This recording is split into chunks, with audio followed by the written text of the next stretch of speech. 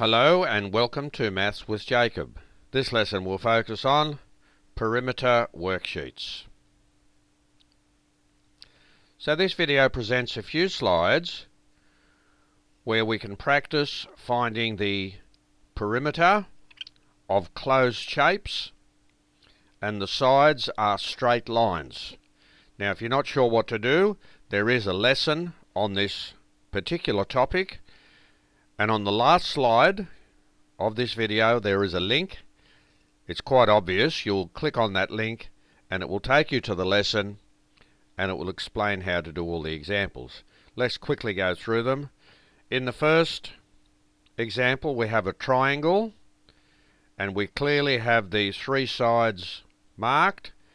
It is closed because each of those little intervals there meet at those points. So it's not open anywhere, and the lesson tells us that to find the perimeter of a closed shape, all you do is add up all the individual sides. So that's what you do with the first one.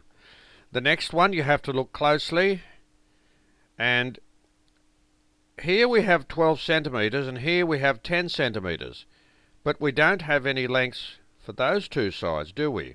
However, that mark tells you that this length is equal to that one, and this length is equal to that one.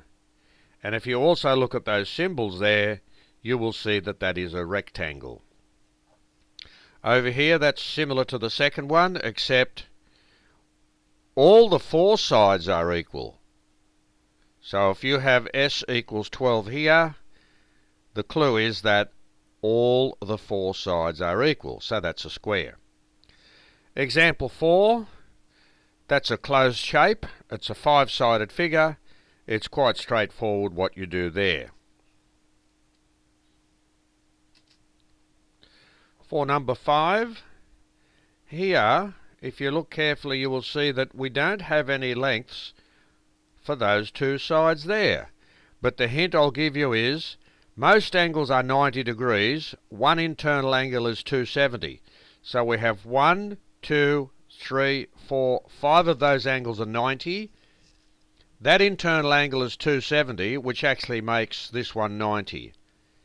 Now that gives you a very good clue about that side and that side with respect to their orientation, and it gives you a very good clue about the length of that side there, or that particular side there, and the orientation with those two. What I'm trying to tell you is that you can find each of those individual lengths, and then you'll be able to find the perimeter. Over here we have a closed shape, and the lengths are not in whole numbers, but that's fine. Just add them up and you'll get the answer. Over here, internal angles are either 90 degrees or 270.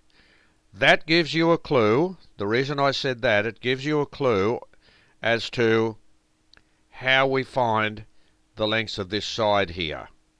Okay, because once you know that rule, or that particular bit of information, that enables you to find the length of this side here.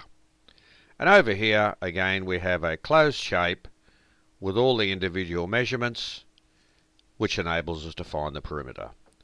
So this video has given us a worksheet where we can practice working out the perimeter of closed shapes, and the closed shapes are made up of straight lines. And there is a video on this, an actual lesson, which covers the topics in this worksheet. And if you're not sure what to do, the next slide has a link. Click on that link and it will take you to the lesson.